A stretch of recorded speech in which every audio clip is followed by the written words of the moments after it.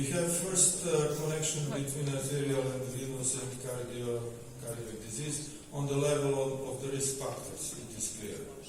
When you are older, you have all the risk factors.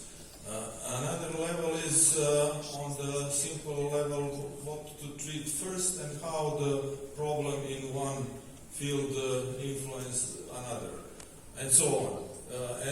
I think it would be good to very strictly divide those things, because it would be impossible to see what is the real influence of those systems interconnecting.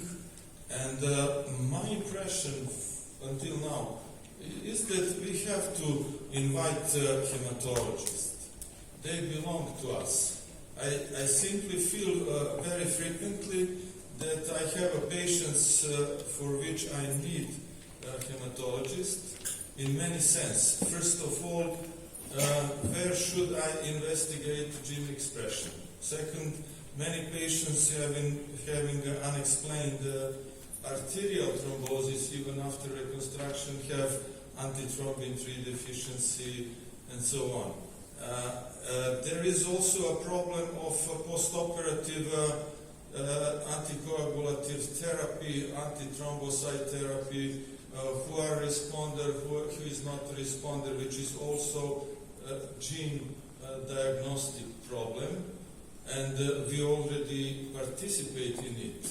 So it would be a good idea to put one level, which is also a level of the blood, level of the plasma, level of the coagulation, inflammatory factors, of course. We have learned with COVID that they have, it's very simple to see the dimer and inflammatory factors in the blood and to connect them with the stage of the disease. So for me, this is, first we should know what we are speaking about, which level, clinic, risk factors, diagnostic, surgery, which is priority. For example, a long time ago it was a very big problem when somebody has coronary and carotid disease, which should we operate first? And we have settled this problem in a time.